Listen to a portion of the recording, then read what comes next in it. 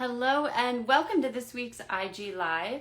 I'm going to be talking today to author, educator, and speaker Glen Mourning. We're going to be talking about his children's books, The Crunchy Life, the Crunchy Life series. And also just a reminder for those of you who don't know, we have our auction, our virtual auction happening right now. It goes through April 30th, so be sure, go to the link in our bio and you find lots of really amazing items to bid on. Of course, a lot of them are book related, but some of them aren't. It's all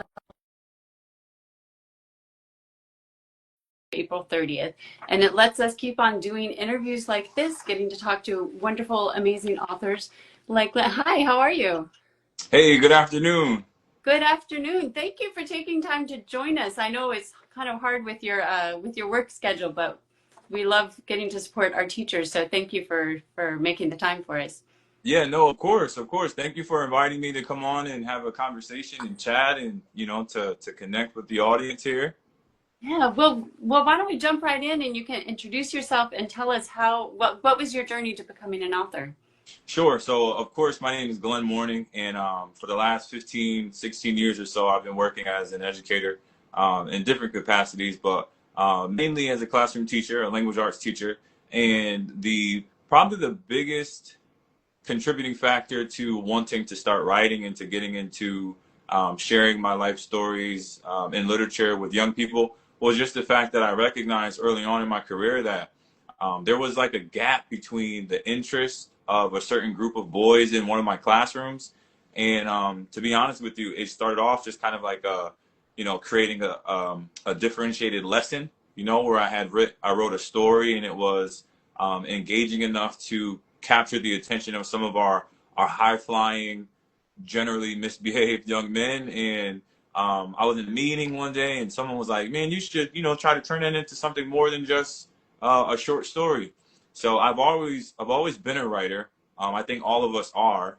Just some of us happen to have a chance to share our writing and our experiences with an audience at some point, right? But I was an English major in undergrad at UConn, and writing and being creative was always something that I was passionate about. So, here we are, thousands and thousands of copies sold later, and a whole bunch of hearts and minds positively impacted by reading. So, couldn't be more excited to continue the journey. I love that, and that you were, inspired trying to find a way to connect with your students. I want to come back to that later, especially this idea about finding something that to really get their interest in reading. But first, tell us about the Crunchy Life series, because that's probably the one that you're best known for. Yeah, so in short, the Crunchy Life series was my way of trying to introduce, just rich literature to kids who didn't really see themselves in, let's say, Mary Pope Osborne's The Magic Tree House, for example, like inner city, very authentic and raw experiences, appropriately, of course, for the age group, for the 8 to 11-year-old audience. But I wrote a story about a boy named Charles Anthony Thomas, who is a fictional character who lives in Greater Washington, D.C.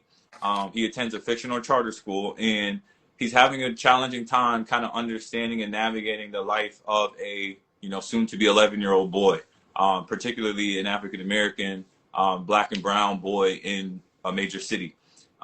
So those challenges in terms of bullying or the difficulties with himself as a reader and as a student that get played out throughout the entire series, all kind of come full circle when his teacher actually resigns because of the fact that the class is too challenging.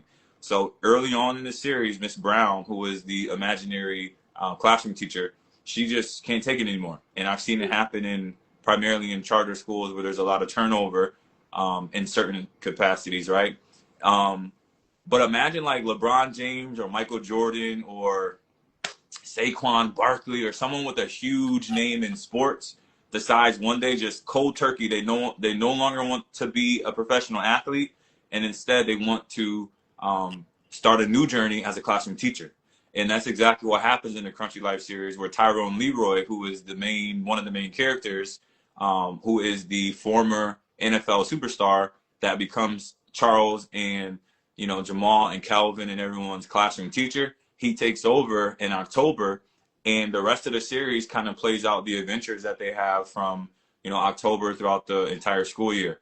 The reason why this series picked up some attention is because of the fact that there are traditional fairy tales embedded throughout the series. So the easiest one to visualize without having the pages in front of you would be book 5 out of the 7 books, where the boys in Charles's class get to play in the Mother's Day, because it's all in sequential order, the school year. Right. They get to play in the Mother's Day basketball tournament, where originally Charles's grandfather was supposed to be the one who was kind of leading the charge, organizing the team. Long story short, there's like a Cinderella vibe there, because Tyrone Leroy becomes like the fairy godmother who, goes around and picks all the boys up in his truck, and they sign up and they play ball at the park.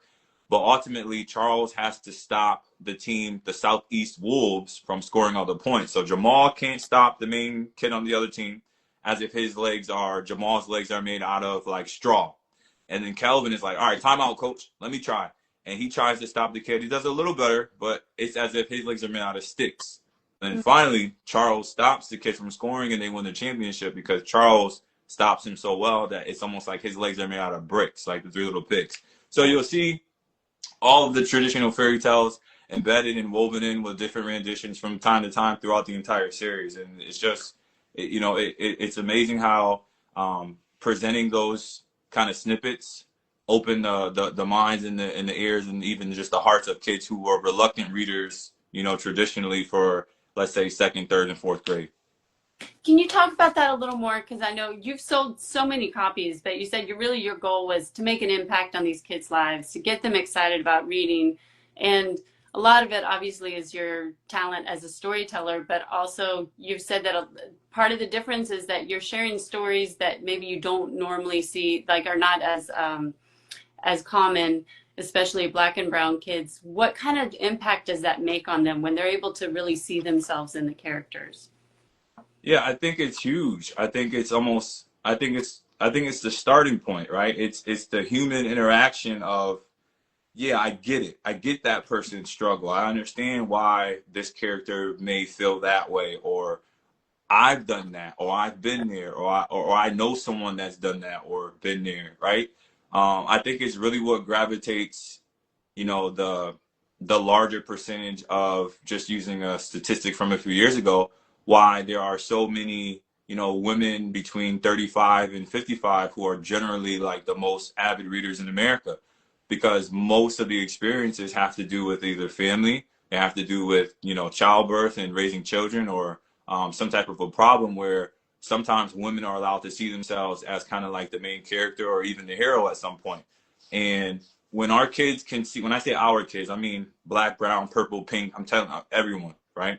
But when our kids get a chance to see, that they too can connect to something that they're unfamiliar with, that's where that digital, that not even a digital divide, but that's where just like the literacy divide in terms of concepts and ideas really starts to close. And then you realize that, like, I could be a white kid from the suburbs, but I feel what Charles is experiencing, even though he's a poor Black kid in the hood, right? And vice versa, because when our kids who don't necessarily have, a nice backyard and can go on nice, beautiful field trips and do all of these things that, kind of take certain resources and time and availability for adults to supervise, when those kids get a chance to then realize that there's some universal principles behind some themes and some narratives, then that opens up their minds to also wanting to then go out and find other books that are not as kind of narrow-minded or focused in terms of Crunchy Life, because Crunchy Life's goal is, again, it's to, be the vehicle to allow kids who are perhaps reluctant readers, kids that are not reading for 20 minutes every day on their own. Reading, it should not feel like a punishment. And especially in the Black and brown community, sometimes just accidentally the adults make reading feel like a punishment, as opposed to some gateway into the imaginary world of excitement, creativity, fun, enjoyment, right? So I think that was kind of like what I was aiming for, which is why they're not 300 pages long, right? The Crunchy Life series is intentional. The content is rich. The vocabulary and the concepts are age appropriate, but the length of the books, I wanted to build that confidence for kids who are already like, this isn't for me, Right. to feel success by finishing a book, So there's a lot in that response. I hope I kind of captured most of what you were asking, but I could kind of kind of ping pong around when I'm responding sometimes. No, no, that's great. I mean, I love that, like you're talking about, that you're really trying to get kids interested in books, and then once they are, it opens up them up to anything that they want to read. But first, they have to see themselves as a reader and see that this could be for them. You know, that this is something that they can do and that they're interested in. And Yeah, yeah, but more importantly, when you see something like, okay, right? So like when the presentation of a book is, is pretty well done to the point where it even looks cool to touch, right? Not only do kids who see themselves on the cover or inside the book feel a sense of, and this is just coming from, interviews, but it's like it's cool now because that's a real book. It's not like a book inside of a basil where the title and the characters and everything is already attached to like something like other than a standalone book, right? Like someone told me, man, there's a bunch of books with minority characters, blah blah blah blah blah. Check this out, and they gave me like this old 1990 basil thing, and I'm like, yeah, but that the packaging of it, the presentation of it, like if I was a 9-year-old boy, regardless of where I was from, like I wouldn't want to pick that up. Like I'm not picking up a 500-page basil reader with a spiral binding and sitting at the lunch table as if that's like the cool thing to do. So and just they know that it's important for their story to be told. I think that's the biggest part. Right. And so what kind of response have you gotten from your students? And students, I mean, obviously you're teaching in a classroom, but you also are a speaker and you're going and talking in schools all over the country. What kind of response are they giving you? Yeah, I mean, it's been pretty consistent in terms of just like what the stories remind them of. I get, All American, which is one of the mainstream Netflix series. It's about like a high school football program, and there's a bunch of subplots in there that are not really geared towards elementary and middle school students, but kids are watching all types of things. So I've gotten responses as far as like, "Yo, Mr. Mourning, this is better than All American," or "Mr. Mourning, this sounds like this movie or this book." Um, Most recently, I was in Evanston, it's a suburb outside of Chicago, about a week ago, and the kids had read book one, and it was a predominantly suburban school, high income, pretty affluent, but on the kind of right on the outskirts of the line of the for zoning are community homes where students are financially disadvantaged. So there's a different type of vibe in the building, and you can feel it, and there's a division that you can feel when you walk in the space, right? But surprisingly, the wealthier suburban kids were like, "We love Charles. Crunchy is so cool." And I was like, "Interesting. Tell me more." "Yeah, he's having a hard time with his friends. Me too." And I'm like, "Oh, okay. Yeah, he wishes that, he could have nicer things. Me too." And I'm like, "Really? But don't you have everything?" Yeah. Not like clothes. I mean like experiences. Like Mr. Leroy took him to the library, and Mr. Leroy. So it just reminds me that like kids, regardless of where they are, they just need a consistent adult, right? Even in the suburbs, sometimes parents are so busy doing what they need to do to secure that type of lifestyle. Sometimes kids don't really have that one-on-one time. And what Tyrone Leroy, who is the main character, one of the main characters in the series, does is he realizes the impact that he has, and it kind of comes from my own experience, right? But the impact that he has in being consistent in a child's life, and kind of that theme as a subplot, it kind of just it resonates throughout the entire series. And again, it's universal. Even though at one point someone told me, you're writing a book, you think it's for everyone. A book for everyone is a book for no one. Blah blah blah blah blah. I'm like, yeah, but just read it. Just sit down with some kids around 8, 9, 10, 11 years old and just give it a go and see how many different perspectives feel the same way for this character who's having so many, struggles that he doesn't have the answer to. Right. And like you said, I mean, so much of the book is about kids navigating real life situations. Like you said, the kids that you talk to, they all can relate to what the main character is going through. It sounds like something they're going through. What do you hope they take away from the book? That we're not as different as the world might make us seem. Mm. right? Like that's at the heart of it all. Um, you kind of get lost in the data when you're at the level of education that I'm pursuing, in terms of realizing that in America our schools are more segregated than they were in the 50s, right? And it's a really we're in a trying time right now, because kids are being exposed to more information and more content than ever before, and the information that's out there is kind of hard to trust in terms of how authentic or how accurate something might be, right? So the division and hate that may have been just woven into the fabric of just America in general, I don't believe that that's who America and who we really are. I think that was just, you know, the result of circumstances that had yet to be explored to really see the value of unity, right, in a way that just the human experience should be embodied. But at the same time, kids who may not ever see a Mr. Mourning may read about Charles and how much he cares about his sisters, Mm. and how hard he's working to become a better reader, and how he's trying to understand why kids are bullying him, and really make a connection with that kid, as opposed to not having any interactions with minority students, and at some point having misinformation and only knowing some of the negatives that come with being a minority in America, as opposed to, you know, seeing the universal truth that if we are all given a chance to just communicate and talk and be friends, and to struggle with each other and to cry and to laugh with each other, then again, like I mentioned, we're better together than we are apart. So it's a very clear message in terms of all of the books, that most of the characters are African American kids. But again, like, I don't have a hidden agenda, perhaps, in terms of excluding different subgroups of young people, because this is one of those stories where we really just don't get a chance to see how loving and caring and compassionate. I mean, yes, there's a mention of a student who is unfortunately killed by gun violence in the Country Life series. Yes, there is, the cliche someone's dad is locked up in prison, but those are things that are actual, that's real life stuff, but it's not at the heart of it all, right?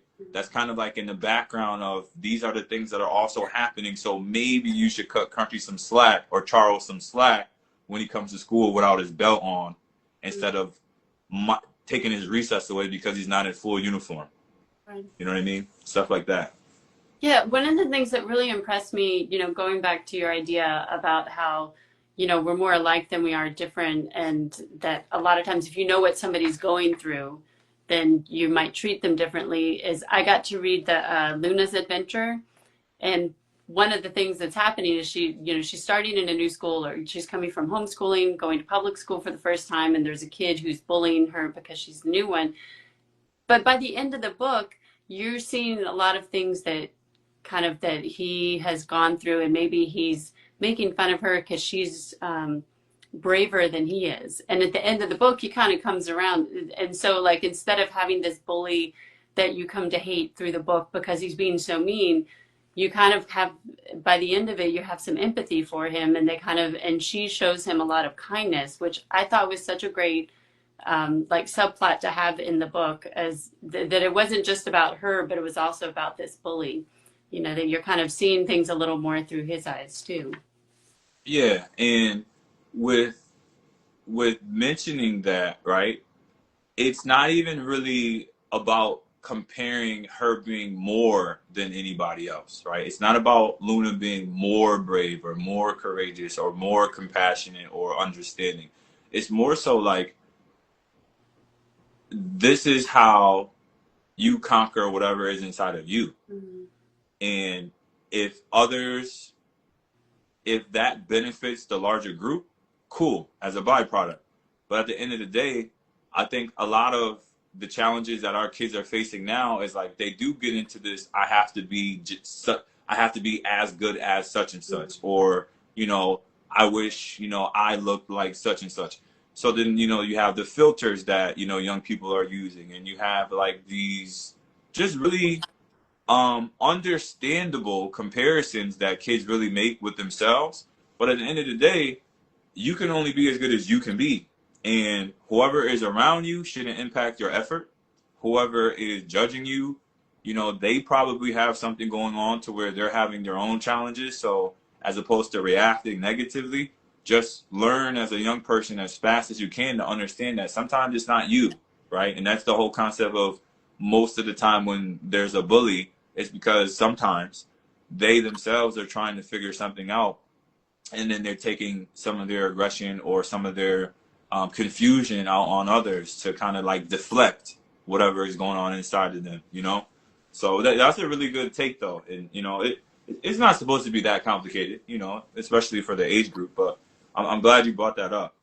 Yeah, and then going back to, what you're talking about, um, because this gets into another something that I know you talk about a lot, which is about technology and how things are a lot different than maybe when we were kids. That, I mean, there was probably always this kind of idea of comparing yourself to other kids, but now with social media and, like you said, the filters and so on, it's gotten so much worse. And you one time gave the statistics, which I hadn't heard, that a lot of American households are 3 times more likely to have a tablet in the house than a Then physical book. books. Yeah. And that blew my mind. And you said, and a lot of times they're not necessarily using these devices to read. I mean, you could have a Kindle, you could have ebooks, but you're saying that's not, they're using it to scroll Instagram, they're using it to watch YouTube videos and so on. So what tips do you have for parents where they're trying to kind of navigate this with their kids about using technology, but also still trying to encourage them to read and encouraging that literacy? Yeah. And this might not be a popular opinion, but I'm guilty of this myself. We have to recognize how disconnected from each other we are at times, right? Like, it's so passive. It's so passive, and it's so ingrained in so much of what we do now in terms of having a phone in your hand, that there are times where you might really not be super mindful of the fact that someone would benefit more from you sitting down and giving them undivided attention for 5 to 10 minutes, Mm. as opposed to thinking that you need to be this super parent for a whole 4 hours after work. Is unrealistic, right? With all the things that we have going on. But my point with bringing that up is, like, we can't expect kids to do something if we don't kind of set the tones for them, right? So if we're walking around and we're on our phone, we bring our phones into the bathroom, we bring our phones into the car, we bring our phones, right? If it's such a just a present tool, there has to be some accountability where we model the expectation that we hope to see, right? Because kids are not going to do what we tell them; they're going to do what we do, right? That's kind of like a thing that I've been a part of and seen and have studied and what have you. So yeah, technology is a tool. I don't think there's anything wrong with having tablets and cell phones. But what I do think we need to be just cautious of is, are we modeling and demonstrating what it is that we think kids would benefit from? Mhm. Having a physical book in your hand, there's a study out there somewhere that, kind of supports the idea. But having a physical book in your hand, there's a higher probability that you'll finish that physical book than you would if you were looking at a text on a screen, right? You carry it with you. You have a habit that you build. Just the texture of the book reminds you that there's a goal in front of you, right? As opposed to all of distractions, all of the different applications, all of the different purposes that a device serves. So I just think, even if you don't read yourself as an adult and you have kids, pretend that you're reading. Like, hold on, we'll go watch our movie after, but let mommy read these 5 pages really quick. Let daddy read it, and just pretend. Like, I don't even, like, I'm dead serious. Just like fake it. And then if you don't have kids, if you don't have a culture or a community in your household of readers right now, just try it, because at the end of the day, kids who read will succeed. There's a reason why that rhymes, and it's real. Being able to access information, having intelligent, worthwhile conversation, that concept is not going away for the human experience. I don't care how AI we get. You're still going to need to know how to talk to people. Right. And you get that, in my opinion, through engaging with literature, rich stories, diverse stories, nonfiction articles that are of high interest. Just put some stuff out there, throw things out there on the kitchen table and say, oh, I can't wait to get home to read that. I Mm. don't even care if you do in real life. just Right. just say it, you know what I mean? Yeah. Yeah, I love that idea of modeling because I think a lot of us are guilty. Like you said, I we went to a restaurant recently and look over and most of the tables, the family, it was a family restaurant and most of the tables, everybody at the other table was on the phone. Kids, Yeah, adults. All the adults are on their phones. You think, why are you guys out at a restaurant together? Like what kind of interaction are you getting from this experience? But so I think we adults do have a lot of yeah. accountability for that. And again, I'm not. I don't think it's intentional. I don't think you're a bad parent if that's the you know, your current circumstance or the way that things are unfolding at the moment for you and your household. I'm not judging anyone. I just think that if we do pay attention to it, um, we'll be able to prevent some more. We'll be able to prevent some of the disconnect that the foreseeable future might have for like just the next generation coming up. Yeah, I like that. No judgment. We've all done it, and it's Yeah, of hard course. to avoid it. That's just kind of what's out there. But like you said, we can all be more mindful and kind of try and swim against the current a little bit. And I'm just looking at the time because I want to be respectful of your time for it. But I was hoping you could tell us a little bit about any upcoming projects you have. I know you're continuing to do speaking. Do you have any more books that you're working on?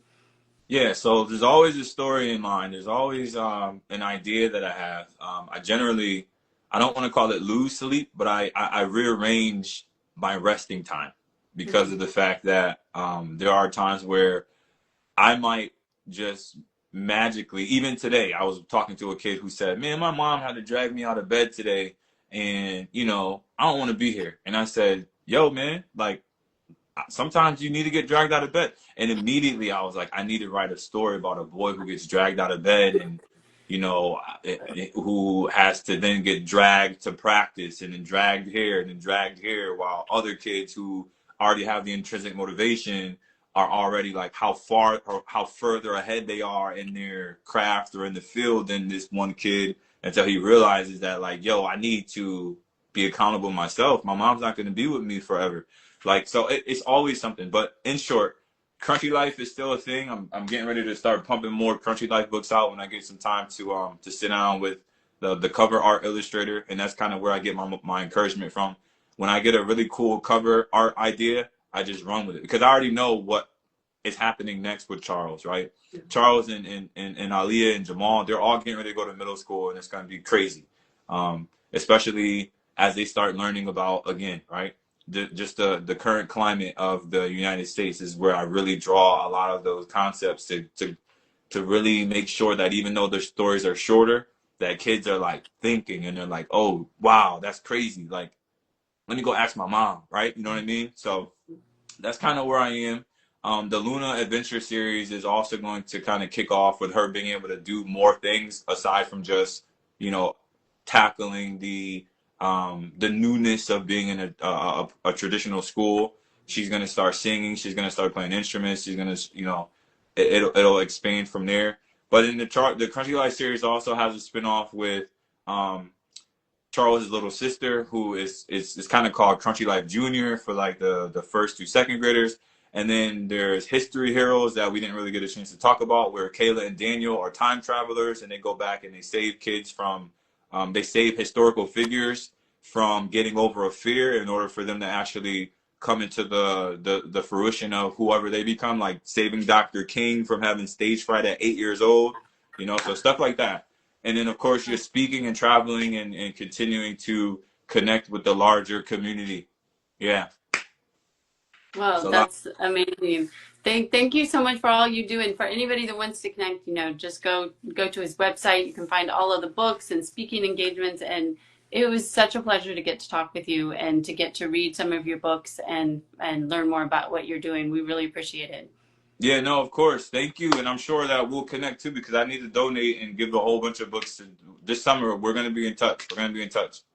I appreciate it. And thanks to everybody who's watching. As always, if you joined us late, it's going to be up on Instagram in a few minutes, and then we will have it up on our YouTube channel as well, so you can see the whole interview.